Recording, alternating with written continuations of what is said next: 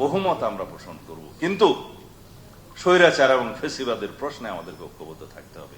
বাংলাদেশের গণতন্ত্রকে রক্ষা করার জন্য ঐক্যবদ্ধ থাকতে হবে। আমরা যেন এমন আচরণ না করি আমাদের ঐক্যে ফাটল ধরে, এবং ফেসিবাদ আওয়ামী ফ্যাসিস্ট গোষ্ঠীর প্রশ্নে সমগ্র জাতি যেন আমরা ঐক্যবদ্ধ থাকি, এই আহ্বান করব। অন্যথায় দেশি বিদেশি ষড়যন্ত্র থাকবে। এই শেখ হাসিনা আমাদের এই দুর্বলতাকে কাজে লাগিয়ে কোনো সময় এই ফেসিবাদী শক্তি প্রত্যাবর্তনের চেষ্টা করবে। কোন রকমের উস্কানিতে আমরা পা দেব না, কারণ তাদেরকে কোনো না কোনো শক্তি ব্যবহার করছে। ছাত্র আন্দোলন দাঁড়িয়েছিলাম, সারা দেশ এগিয়ে এসেছিল। যখন সেটা জনসম্পৃক্ততা হয়ে গেল, যখন জনগণের ইনভলভমেন্ট হয়ে গেল সেই আন্দোলনে, তখন সেটা অপ্রতিরোধ্য হয়ে গেল। যখন কোনো আন্দোলনে ম্যাস পার্টিসিপেশন হয়ে যায় তখন সেই আন্দোলনকে আর রুখে দেওয়া যায় না। সেটাই হয়েছে বাংলাদেশের রাজনীতিতে। মাঝে শেখ হাসিনার বিভিন্ন রকমের বক্তব্য এই আন্দোলনের মধ্যে আগুন ঢেলে দিয়েছে, পেট্রোল ঢেলে দিয়েছে। যখন তন্মী আহত হলো, তার রক্তাক্ত চেহারা বাংলাদেশে ভাইরাল হয়ে গেল, জনগণের মধ্যে সেটা একটা ক্যাটালিস্ট হিসেবে কাজ করেছে আন্দোলন।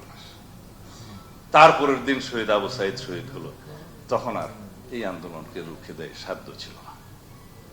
এরপরে শত সহস্র শহীদের রক্তের উপর ভিত্তি করে 5ই আগস্ট পর্যন্ত আমরা আসি। এরপরে বাংলাদেশে গণতন্ত্রের মুক্তি হলো, ফেসিবাদের পতন হলো। এখন যদি আমরা ঐক্যবদ্ধ না থাকি, এখন যদি আমরা ফেসিবাদের বিরুদ্ধে ঐক্যবদ্ধ না থাকি, ভবিষ্যতে এই ছাত্র গণ অভ্যুত্থান কলঙ্কিত হবে। আমাদের শহীদরা তাদের আকাঙ্ক্ষার মূল্য আমরা দিতে পারব, জনপ্রত্যাশা আমরা পূরণ করতে পারবো না।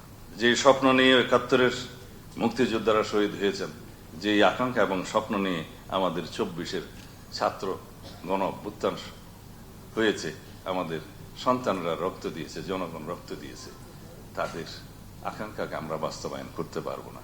সুতরাং আজকে আহ্বান জানাবো, আমরা ফেসিবাদের বিরুদ্ধে আমাদেরকে ঐক্যবদ্ধ থাকতে হবে। যেভাবে আমরা ফেসিবাদ বিরোধী গণতান্ত্রিক আন্দোলনে যেই ইস্পাত কঠিন ঐক্য সৃষ্টি হয়েছিল, সেই ঐক্যকে আমাদের ধরে রাখতে হবে, সেই ঐক্যকে শক্তিতে পরিণত করতে হবে, এবং সেই ঐক্য নিয়েই আমাদেরকে এগোতে হবে। আমাদের ভিতরে বিতর্ক হবে, তর্ক হবে, বহুমত হবে। আমাদের সেই বহুমত, তর্ক, বিতর্ক, দ্বিমত প্রকাশের জন্য সেই স্বাধীনতাকে আমরা অক্ষুণ্ণ রাখতে হবে। আমরা আমাদের বিরোধিতা করার জন্য আমরা আহ্বান জানাবো আমাদের সকল পক্ষকে, দ্বিমত পোষণ করার জন্য আহ্বান জানাবো, বহুমত আমরা পোষণ করব, কিন্তু স্বৈরাচার এবং ফেসিবাদের প্রশ্নে আমাদেরকে ঐক্যবদ্ধ থাকতে হবে। বাংলাদেশের গণতন্ত্রকে রক্ষা করার জন্য ঐক্যবদ্ধ থাকতে হবে। আমরা যেন এমন আচরণ না করি আমাদের ঐক্যে ফাটল ধরে।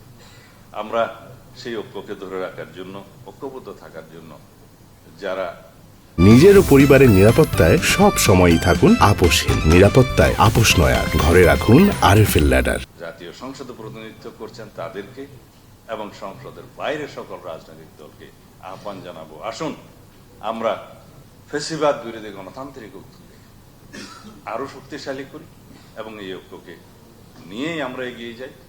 আমরা জাতীয় ঐক্যতে, জাতীয় প্রশ্নে সবসময় যেন ঐক্যবদ্ধ থাকি, এবং ফেসিবাদ আওয়ামী ফ্যাসিস্ট গোষ্ঠীর প্রশ্নে সমগ্র জাতি যেন আমরা ঐক্যবদ্ধ থাকি, এই আহ্বান করব। অন্যথায় দেশি বিদেশি ষড়যন্ত্র থাকবে। এই শেখ হাসিনা আমাদের এই দুর্বলতাকে কাজে লাগিয়ে কোনো সময় এই ফেসিবাদী শক্তি প্রত্যাবর্তনের চেষ্টা করবে। সেটা যদি হয়, বাংলাদেশের স্বাধীনতা, সার্বভৌমত্ব, গণতন্ত্র কিছুই আর নিরাপদ থাকবে না। আমরা কি তা চাই? আপনারা বিশ্ববিদ্যালয়ে এমন একটা পরিবেশ বজায় রাখার চেষ্টা করুন যাতে বর্তমানে যে সমস্ত উস্কানি দিচ্ছে, সেই উস্কানিতে যেন আপনারা এবং আমাদের ছাত্র বন্ধুরা যেন পা না দেয়। এখন যা চলছে সেটা হচ্ছে উস্কানি। তারা চাচ্ছে পুলিশ যেন তাদেরকে গ্রেফতার করে, তারা চাচ্ছে তাদের উপরে যেন কেউ ক্ষিপ্ত হয়ে হামলা করে। আমরা সেই উস্কানিতে যেন পা না দিই। আমাদের ছাত্র বন্ধুদেরকে আমি আহ্বান জানাবো, তারা অনেক রকমের ফাঁদ পেতেছে, তার মধ্যে এটা একটা ফাঁদ। কোন রকমের উস্কানিতে আমরা পা দেব না। গণতান্ত্রিক চর্চা আমরা অব্যাহত রাখবো। কেউ যদি আমাদেরকে গালি দেয় তারপরের দিন আমরা সেটার প্রতিবাদ জানাবো, কিন্তু হামলা করব না। তাহলে এটা আওয়ামী কালচার হয়ে যাবে। যদি আমরা মফ কালচারকে বিলুপ্ত করতে চাই তাহলে সেই চর্চাটা আমাদেরকে করতে হবে সহ্য ক্ষমতা প্রদর্শনের মধ্য দিয়ে। আমরা সহ্য করব, আমরা গণতান্ত্রিক আচরণের মধ্য দিয়ে তারপরের দিন সেটা প্রতিবাদ করব, কিন্তু হামলা করব না। আমি ছাত্র বন্ধুদের প্রতি করজোরে মিনতি জানাই।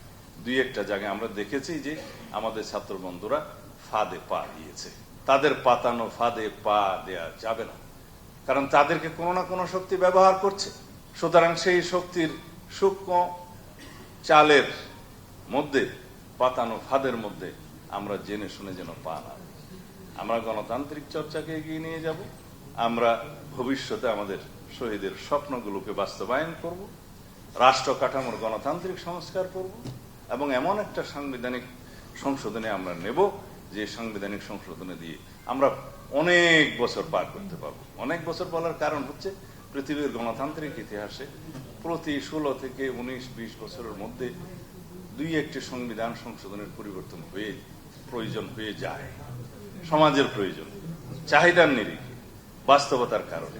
সুতরাং সর্বকালহর কোন পরিকল্পনা প্রণয়ন করা কিন্তু সংবিধানের কাজ না। সকল সংবিধান প্রণীতই হয় সংশোধনের উদ্দেশ্যে। পৃথিবীর সকল গণতান্ত্রিক দেশের সংবিধানগুলো ধারাবাহিকভাবে সমাজের প্রয়োজনে, চাহিদার নিরিখে সব সময় সংশোধনে নিয়েছে।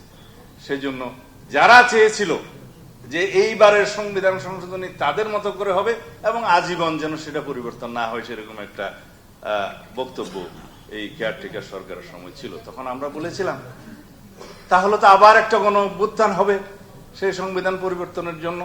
সেটা তো আমরা চাই না। আমরা এমন একটা সংশোধনী চাই যে সংশোধনীটা প্রয়োজনের নিরিখে জনগণ আবার রিকনসিডার করতে পারে।